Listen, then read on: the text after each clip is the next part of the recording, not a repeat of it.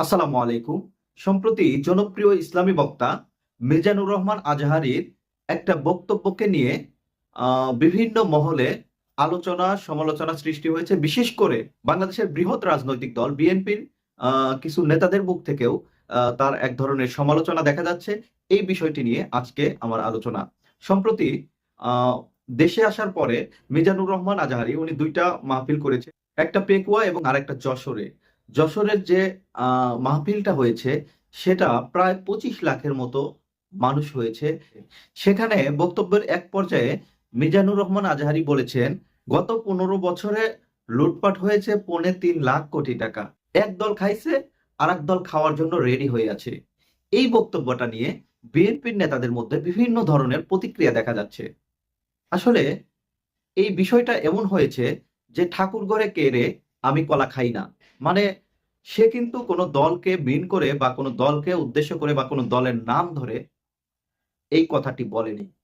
এই যে যে চাঁদাবাজির বিষয়টি সম্প্রতি জামাতের পক্ষ থেকে বিভিন্ন ভাবে বলা হচ্ছে যে বিভিন্ন জায়গায় চাঁদাবাজি হচ্ছে, কিন্তু জামাতের আমিরের মুখে কখনো আমরা এভাবে শুনিনি যে বিএনপির নেতাকর্মীরা চাঁদাবাজি করছে। এখন চাঁদাবাজি বা দখলদারিত্বের কথা বললেই যদি বিএনপি নিজের ঘাড়ে টেনে নেয়, তাহলে এই দোষটা কার?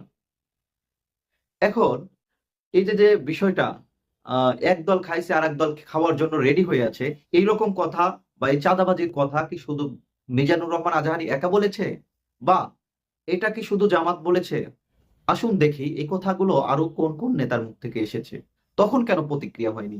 31শে ডিসেম্বর দৈনিক যুগান্তরের রিপোর্টে এখানে বলা হচ্ছে যে চাঁদার হাত বদল হয়েছে, চাঁদাবাজি বন্ধ হয়নি। ফয়জুল করিম, ইসলামী আন্দোলনের চরমোনাই পীর সাহেব ফয়জুল করিম বলেছে যে চাঁদার হাত বদল হয়েছে, চাঁদাবাজি বন্ধ হয়নি। 8 জানুয়ারি মানে আজকের খবর, সেখানে চাঁদাবাজির হাত পরিবর্তন হয়েছে, এটা বলেছে হাসনাত আব্দুল্লাহ, মানে বৈষম্য বিরোধী ছাত্র আন্দোলনের যিনি বর্তমানে আহ্বায়ক হিসেবে আছে, এই হাসনাত আব্দুল্লাহ বলেছে চাঁদাবাজির হাত পরিবর্তন হয়েছে। তারপরে পরিবহনে চাঁদাবাজির হাত বদল আওয়ামী লীগ থেকে বিএনপি, এই বিষয়টি দৈনিক প্রথম আলো ছাপিয়েছে। এই বিষয়টি নিয়ে একটু কথা বলি। 22শে আগস্ট 2024, 22শে আগস্ট 2024 মানে 5ই আগস্ট স্বৈরাচারী শেখ হাসিনা পতনের পরে প্রথম আলোতে এই খবরটা ছাপানো হয়েছে। এটা ছাপিয়েছে মির্জা ফখরুল ইসলাম আলমগীরের খুবই ঘনিষ্ঠ এবং মির্জা ফখরুল ইসলাম আলমগীর যাদের প্রতিনিধিত্ব করছে সেই প্রথম আলোতে। আমিরে জামাত বা মিজানুর রহমান আজহারী এখানে কিন্তু কারো নাম ধরে বলেনি বা কোনো দলের নাম ধরে বলেনি, কিন্তু প্রথম আলো এখানে স্পষ্টভাবে বলছে পরিবহনে চাঁদাবাজির হাত বদলে আওয়ামী লীগ থেকে বিএনপি। এখানে তারা কয়েকটা বিষয় তুলে এনেছে। এর মধ্যে বছরে 1,885 কোটি টাকা চাঁদা ওঠে, শাহজাহান খান, এনায়েত, মশিউর অনুপস্থিত। মানে শাহজাহান খান, এনায়েত এবং মশিউর এতদিন চাঁদাবাজি করতো, এখন চাঁদাবাজি করে কে? সাইফুল, শিমুল বিশ্বাস, কফিল সক্রিয়। তার মানে সাইফুল, শিমুল বিশ্বাস এবং কফিল এখন বিএনপির পক্ষ থেকে তারা চাঁদাবাজি করছে। মির্জা ফখরুল ইসলাম আলমগীরের প্রথম আলোতে ছাপানো এই নিউজটা। এটা বললাম প্রথম আলোর কথা। এবার দেখেন কি বলছে দৈনিক জাগো নিউজ। 3 ডিসেম্বর 2024, ডিসেম্বরের 3 তারিখে এই নিউজটা ছাপানো হয়েছে। সেখানে বলছে চাঁদাবাজি ও দখলবাজি বন্ধ হয়নি, হাত বদল হয়েছে নুরুল হক নূর।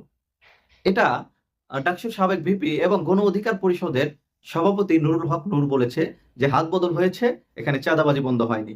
এখন নুরুল হক নূরকেও কি আপনারা ওইভাবে প্রশ্নবিদ্ধ করেছেন, বা চরমোনাই পীর সাহেবকে কি আপনারা ওইভাবে প্রশ্নবিদ্ধ করেছেন?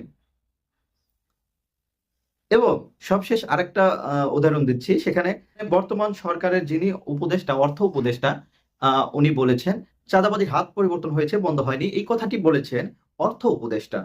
এবং 21 ডিসেম্বর 2024 তারিখে চাঁদাবাজি বন্ধ হয়নি, শুধু চাঁদাবাজ পরিবর্তন হয়েছে হাসনাত আব্দুল্লাহ, বৈষম্য বিরোধী ছাত্র আন্দোলনের এখন আহ্বায়ক হাসনাত আব্দুল্লাহ, উনি বলেছেন যে চাঁদাবাজির হাত পরিবর্তন হয়েছে কিন্তু চাঁদাবাজি বন্ধ হয়নি।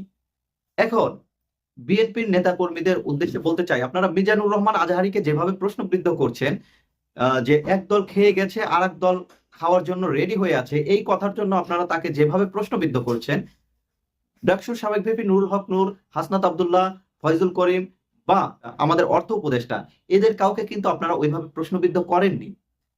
এখন বিষয়টা হচ্ছে শুধুই জামাতের আমির এবং শুধুই মিজানুর রহমান আজহারীর দিকে আপনাদের প্রশ্নের তীরটা কেন? বিষয়টা হচ্ছে যাকে দেখতে না পারি তার চলন বাঁকা। এখন যেহেতু জামাতের সাথে তাদের একটা সখ্যতা এবং ২টা প্রোগ্রাম মিজানুর রহমান আজহারী করেছে, সেই প্রোগ্রামের আয়োজন করেছে জামাত ইসলাম থেকে। এখন এইজন্য জামাত ইসলামকে যেভাবে প্রশ্নবিদ্ধ করছে, ঠিক একইভাবে মিজানুর রহমান আজহারীকেও একইভাবে প্রশ্নবিদ্ধ করার চেষ্টা করা হচ্ছে। এখন আমার প্রশ্ন, এই কথাটি শুধুই কি আজহারী সাহেবের? আর এটা আজহার সাহেব কি আপনাদের দলের কোনো নাম ধরে বলেছে যে আওয়ামী লীগ চাঁদাবাজি করে গেছে, এখন বিএনপি রেডি হয়ে আছে? আপনারা কেন নিজের ঘাড়ে এই চাঁদাবাজির দায়টা কেন নিয়ে নিচ্ছে? ঠাকুর ঘরে কে আমি কলা খাই না, এই অবস্থা? তো এইটা যদি হয় তাহলে আমি বিএনপির সমালোচনা করতে রাজি। কারণ বিএনপি বুঝে হোক না বুঝে হোক তারা জামাতের সাথে বিভিন্নভাবে দ্বন্দ্বে জড়াচ্ছে এবং এই দ্বন্দ্বে জড়ানোর কারণে দেখা যাচ্ছে তারা এইসব কথা বলছে। রিজভী সাহেব তো উন্মাদের মতো বলেই যাচ্ছে মুক্তিযুদ্ধের চেতনার কথা, এবং মুক্তিযুদ্ধের চেতনা, যে চেতনার কথা এতদিন ওবায়দুল কাদের বা তাদের মুখ থেকে আমরা শুনতে পেতাম, সেই চেতনার বাণী এখন আমরা রিজভীর সাহেবের কাছ থেকে শুনি। এখন আওয়ামী লীগ নাই, আওয়ামী লীগের হয়ে সেই চেতনার বাণীগুলো এখন রিজভী সাহেবের কাছ থেকে আসছে। আমার কথা, চেতনার বাণী এতদিন, মুক্তিযুদ্ধের চেতনাকে এতদিন বিক্রি করে শেখ হাসিনা এবং তার পান্ডারা খেয়েছে, এখন কি আপনারা সেই চেতনাকে বিক্রি করে খেতে চান? তাহলে মিজানুর রহমান আজহারী সামনে একটা মাহফিলে গিয়ে বলবে যে একজন চেতনা বেঁচে গেছে আর একজন এসে চেতনা বিক্রি করবে? এটাই কি বলবে? সংগ্রামী সাথী ও বন্ধুগণ, আমরা বুঝে হোক না বুঝে হোক একজন ব্যক্তিকে দোষারোপ করছি বা নিজেদের রাজনৈতিক এজেন্ডা বাস্তবায়নের জন্য আমাদের আলেম ওলামাদের বিরুদ্ধে লেগে যাচ্ছি। মিজানুর রহমান আজহারী বাংলাদেশের সম্পদ। আজকে যখন তারেক রহমান এবং খালেদা জিয়ার একটা ছবি ফেসবুকে ভাইরাল হয়েছে, সেই ছবির প্রশংসা করে মিজানুর রহমান আজহারী পোস্ট দিয়েছে। এটাই হচ্ছে মিজানুর রহমান আজহারী। এখন মিজানুর রহমান আজহারীকেও আপনারা প্রশ্নবিদ্ধ করার জন্য করতে পিছপা হচ্ছেন না। আপনারা তো এই দোষটা অন্য কারো ঘাড়ে চাপাইতে পারতেন। এখন চাঁদাবাজ বললেই আপনি নিজের ঘাড়ে কেন টেনে নিচ্ছেন? চাঁদাবাজ মানে কি বিএনপি? আর কেউ চাঁদাবাজি করছে না? প্রমাণ আছে। অনেক সংগঠনের লোকজন চাঁদাবাজি করছে।